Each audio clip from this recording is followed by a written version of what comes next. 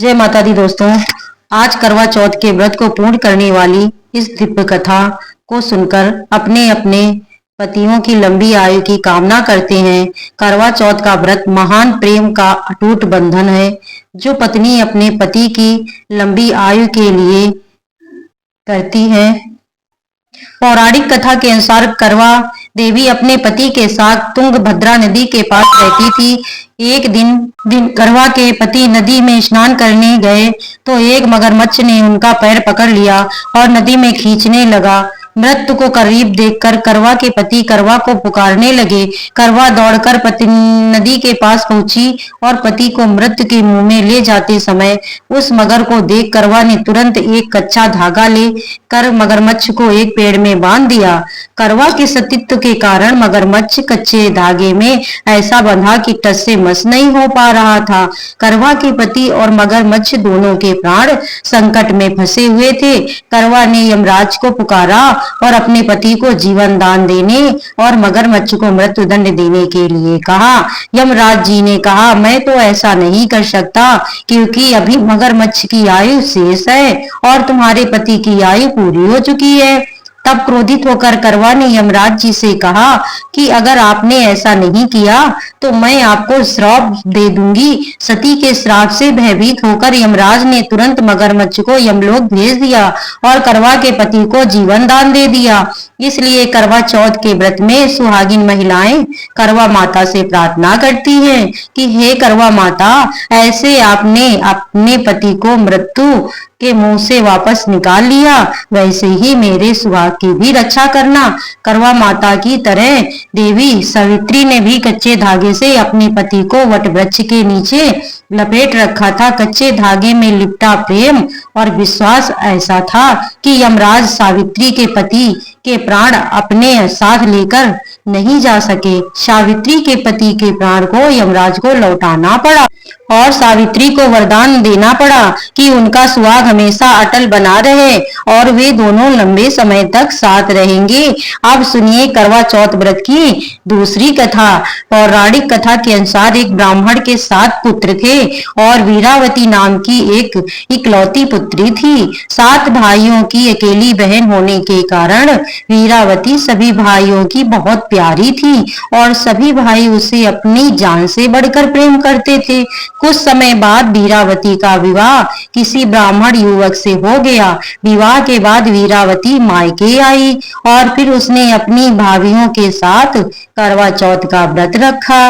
लेकिन शाम होते होते वह भूख से व्याकुल हो उठी। सभी भाई खाना खाने बैठे और अपनी बहन से भी खाना खाने का आग्रह करने लगे, लेकिन बहन ने बताया कि आज करवा चौथ का निर्जला व्रत है और वह खाना सिर्फ चंद्रमा को देखकर उसे अर्घ देकर ही खा सकती है। लेकिन चंद्रमा अभी तक निकला ही नहीं, इसीलिए वो भूख प्यास से व्याकुल हो उठी है। वीरावती की ऐसी हालत उसके भाइयों ने देखी नहीं गई और फिर एक भाई ने पीपल के पेड़ पर एक दीपक जलाकर चलने की ओट में रख दिया।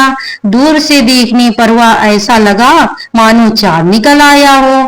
फिर एक भाई ने आकर वीरावती को कहा, बहन चांद निकल आया है, तुम चांद को अर्घ देने के बाद भोजन कर सकती हो। बहन खुशी के मारे सीढ़ियों पर चढ़कर चांद को देखने लगी और चांद को अर्घ देकर भोजन करने बैठ गई। उसने जैसे ही पहला टुकड़ा मुंह में डाला तो उसे छींक आ गई।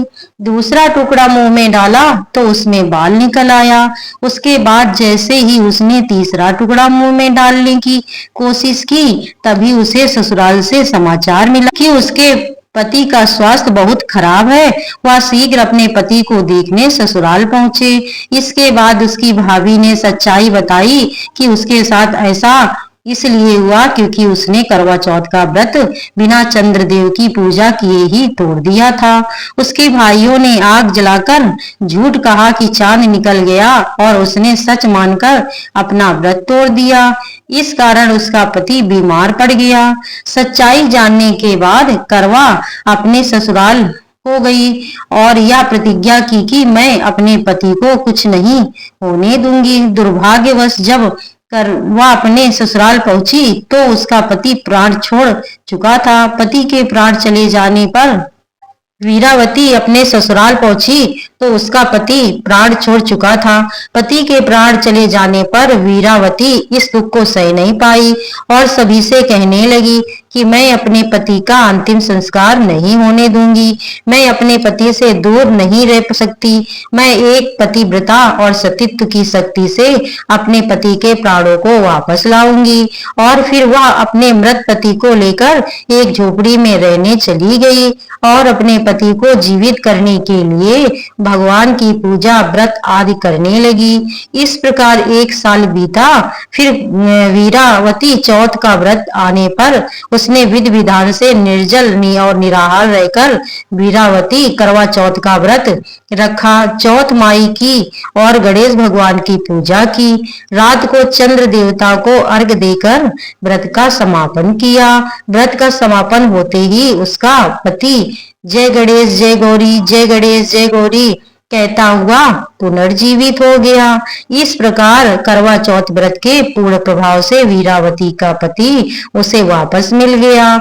और तब वीरावती ने चौथ माई से प्रार्थना करी कि हे माँ, जिस प्रकार आज आपने इस वीरावती को सुहागिन बनाया और उसका सुहाग वापिस किया आपके आशीर्वाद से, उसी प्रकार हे माता, हे गणपति भगवान, सभी स्त्रियों को सुहाग गिन रहने का आशीर्वाद देना। प्रेम से बोलिए करवा माता की जय।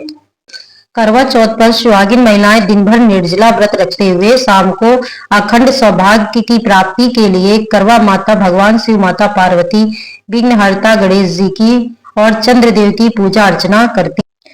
करवा चौथ की चतुर्थी तिथि 20 अक्टूबर 2024 सुबह 6:46 से शुरू होगी और 21 अक्टूबर को सुबह 4:16 में समाप्त होगी।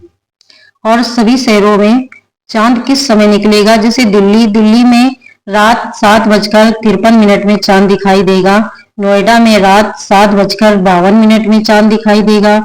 मुंबई में रात 8:36 में, कोलकाता में 7:22 में, चंडीगढ़ में 7:48 में, पंजाब में 7:48 में, जम्मू में 7:52 में, लुधियाना में 7:52, देहरादून में 7:24 में, शिमला में 7:47 में, पटना में 7:29 में, लखनऊ में 7:42 में चांद दिखेगा। कानपुर में 7:47 में चांद दिखेगा। प्रयागराज में 7:42 में दिखेगा। इंदौर में 8:15 में, भोपाल में 8:07 में दिखेगा। अहमदाबाद में 8:27 में दिखेगा और चेन्नई में 8:18 में और जयपुर में 8:05 में, रायपुर में 7:43 में और बेंगलुरु में 8:30 में चांद दिखेगा। इस प्रकार सभी लोग करवा चौथ माता की पूजा बड़े मनोकामना से पूर्ण करती हैं और अपने पतियों के लंबी आयु के लिए माता से प्रार्थना करती हैं, जिससे उनका सुहाग सदैव अमर रहता है। प्रकार व्रत पूर्ण करती हैं।